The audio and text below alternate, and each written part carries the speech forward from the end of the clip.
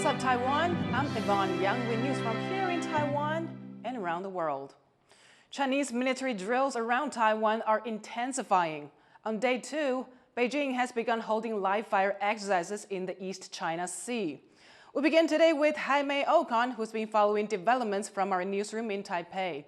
Jaime, what exactly is China trying to do with these exercises?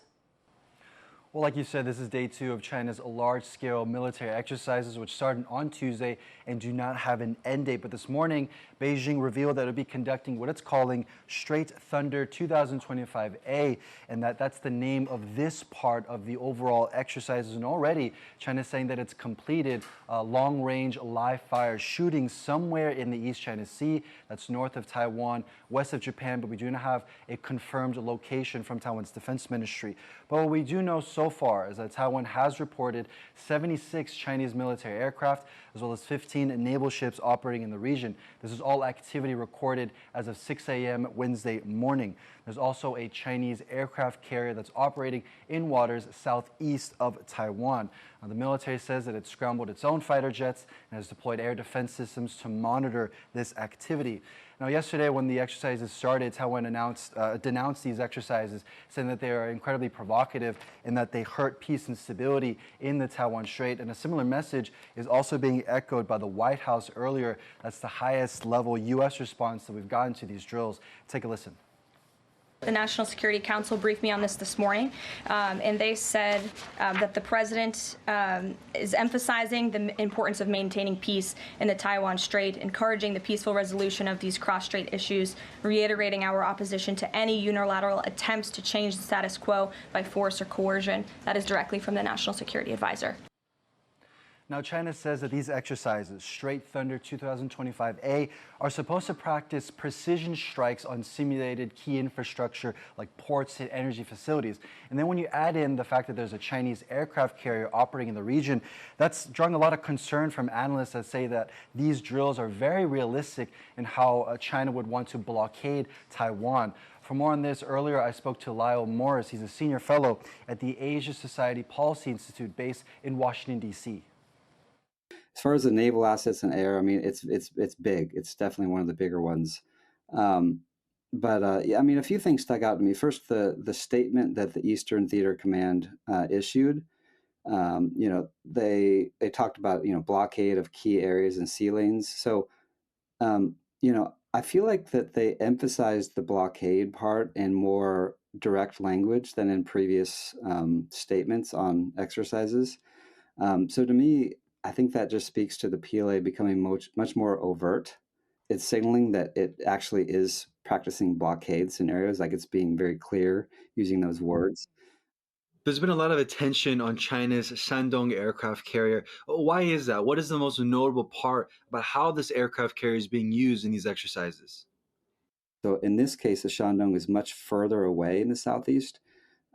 So that's interesting to me because if you're looking at a blockade scenario, first of all, the east coast of Taiwan is going to be crucial to that campaign. But the further out you go, it's kind of testing more interdiction farther away from Taiwan. I'm assuming that they're doing some kind of, air maritime interdiction exercises. So I think the fact that it was farther away is actually a little bit more of a realistic scenario of a blockade, because in a blockade they wouldn't always, especially the aircraft carrier, they wouldn't be so close to Taiwan. They'd be farther out, on the east coast. So that was noteworthy to me too. Now, it's important to remember again that these exercises do not have an end date, and so Taiwan's military says it's staying on alert and making sure it's responding to all of this activity. Taiwan's defense ministry says they're going to be holding a press conference later this afternoon where they're going to be releasing more information on these Chinese drills. Thank you, Jaime. That was Jaime Ocon live from our newsroom in Taipei. Stay tuned to TaiwanPlus News as we bring you more on China's exercises around Taiwan. The search for survivors is continuing in Myanmar 5 days after a magnitude 7.7 earthquake hit the second largest city of Mandalay. But hopes of finding people alive are dwindling, and attention is now turning to what is fast becoming a dire humanitarian situation. Rosie Greninger reports.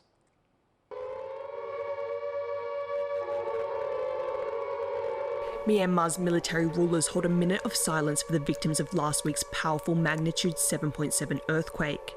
as hopes of finding survivors fades. 5 days on from the disaster, the death toll continues to rise.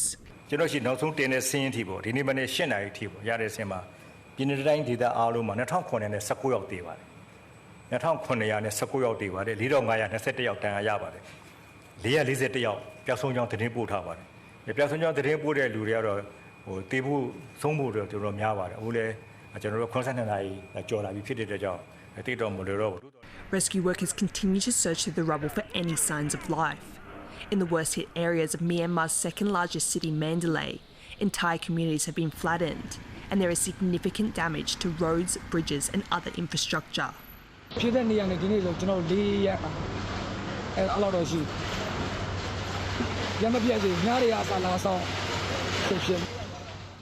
Against the odds, a miraculous rescue.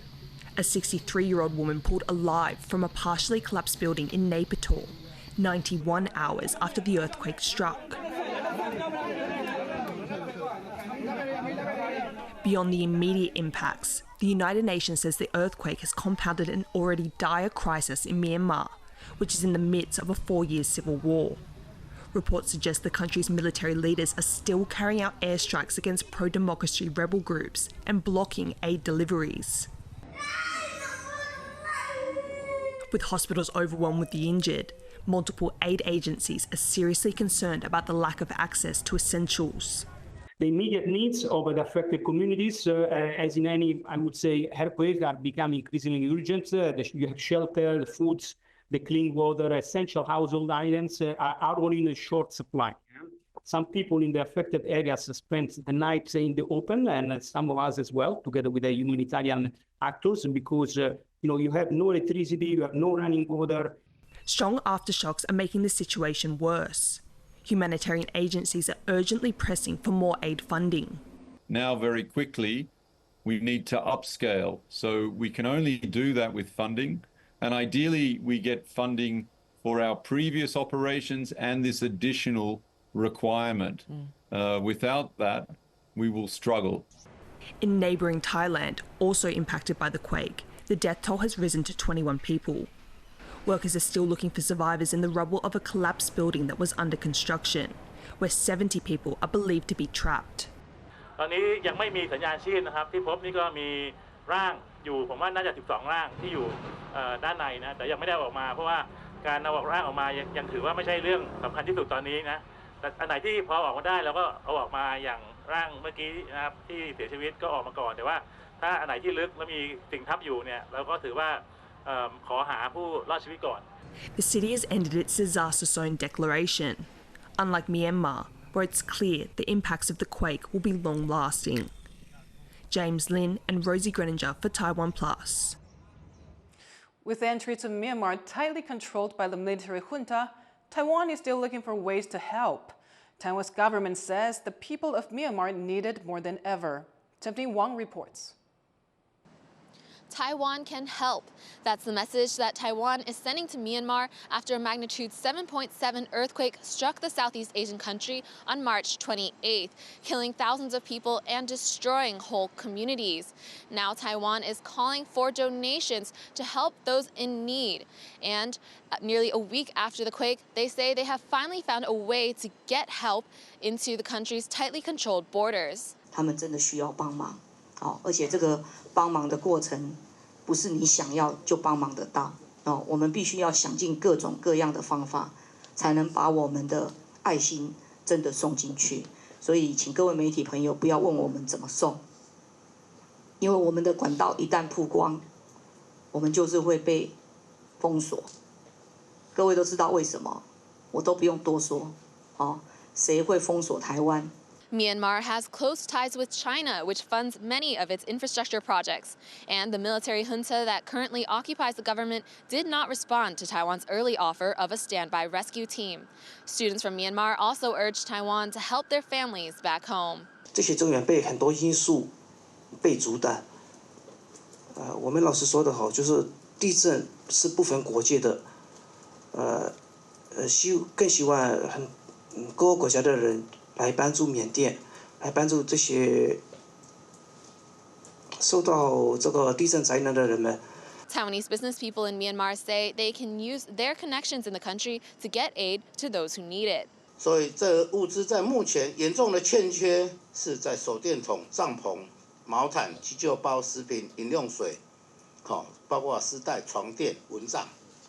台商会已经准备了在生产第2批的物资，已经在集中，预计在3天后又马上再送往灾区。 Despite the challenges, the Taiwanese community says they are determined to get aid to those in Myanmar. Hank Shi and Tiffany Wong in Taipei for TaiwanPlus.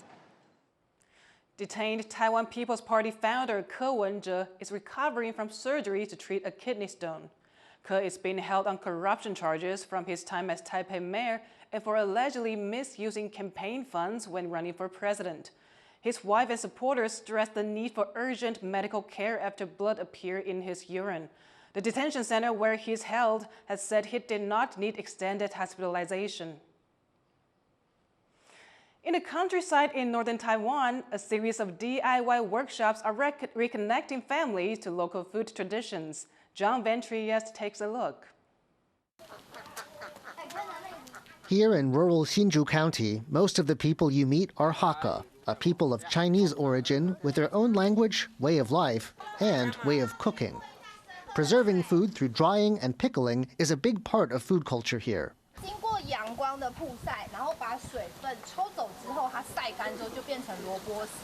And the winter is one time when there's lots of pickling to do for the year ahead, with rich fields of radishes and seasonal greens ready for harvest. Kids here would once have grown up with pickling all around them, but these days it's common to buy pre-made pickles from the supermarket.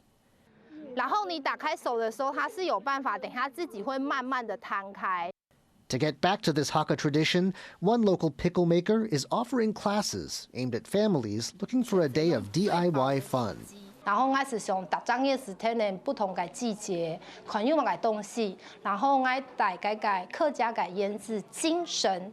进行我试到了解事情本基到底，基到对成长的过程中，其实为底了解饮食文化系乜嘅，然后去体验到长大嘅时间，我讲有老基有感情，我讲有记忆啊。用完了。But this pickling tradition doesn't have to be preserved the same way for all time.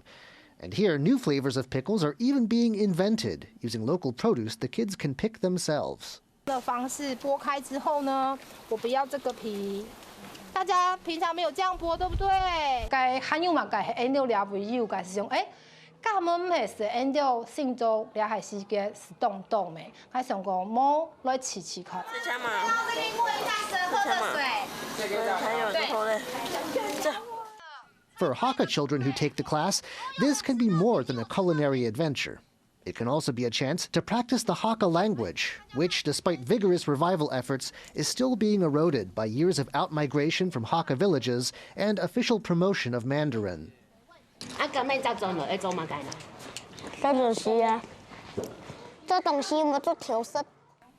And the parents, some of them Hakka speakers too, find it good education for the kids about where food comes from, the land. 最本意了解佢些东西係用嘅啊，也多东西係用嘅做出來，都種嘅時間。太多了，一半。對，好。那你會按摩嗎？會。好，很棒。 These workshops are a chance to learn something new as a family, and for local Hakka people, it's also a chance to get back to old family roots, preserving a way of life along with the vegetables. Justin Wu and John Van Trieste for TaiwanPlus. Thank you for watching What's Up Taiwan. For more of our stories, you can visit TaiwanPlus website or follow us on social media. Now, before we go, check out these classic cars at Automotive Fair, Albania. I'm Yvonne Yang. Take care, and I'll see you next time.